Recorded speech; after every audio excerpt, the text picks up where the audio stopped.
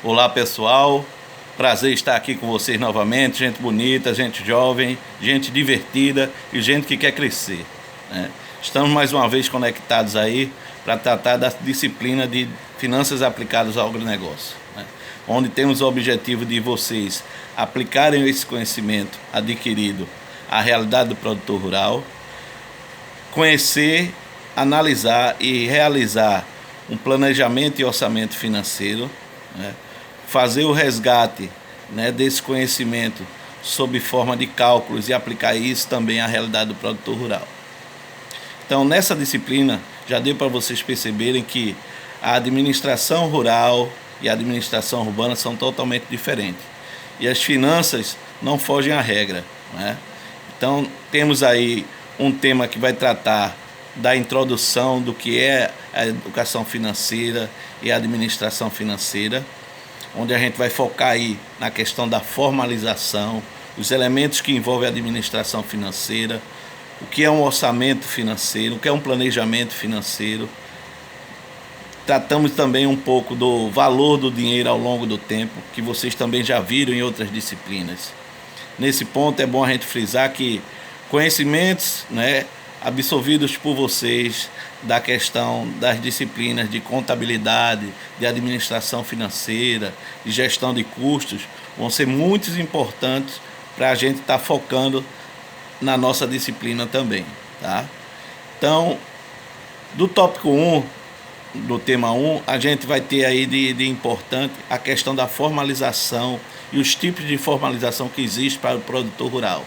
E a gente tem aí a condição MEI, como empresa individual, a Eireli, né, que ele continua também como empresa individual, e o que muda aí é o patamar de receita que ele pode exercer como pessoa jurídica nesse sentido, a questão da empresa limitada com participação de sócios, e a SA, que tem sociedade anônima com participação de pessoas, só que há a possibilidade do produtor colocar ações da empresa rural a que ele pertence no mercado financeiro, onde essas ações vão estar captando financiamentos e financiadores para ampliação de seus negócios. A questão do risco, a gente tem 3 tipos de risco aí. O risco financeiro, que é calculado em percentual, que eu tenho que ter um risco menor do que foi investido, e aí o retorno desse empreendimento tem que ser maior, né, sempre maior. A questão do risco técnico, que está ligado às intempéries que existem no ambiente rural, a questão de seca, de enchentes e outros, né? E o risco comercial, que também é chamado de risco de preço, com relação ao preço de produtos e o que é comercializado por esse produtor rural. Retorno, a gente tem que estar sempre mensurando ele sobre percentuais. Eu sempre tenho que ter um retorno maior do que foi investido, né? E o risco, o que é que a gente entende por risco? Risco é a chance de perda financeira que eu posso permitir ao meu empreendimento. Elaborar um plano financeiro, né? Conhecer um orçamento financeiro, são coisas que a gente vai estar vendo também nesse capítulo. Um ponto técnico, né, conceitual, para vocês terem um melhor entendimento, que o orçamento é aquele planejamento financeiro estratégico que a gente faz para compreender ao longo de um determinado período de tempo quais são minhas despesas e quais são minhas receitas. Poucos produtores fazem isso, e é importante vocês terem a sensibilidade de estar tratando isso com o produtor rural da melhor forma possível, para ampliar os horizontes deles com relação aos números e com relação, consequentemente, à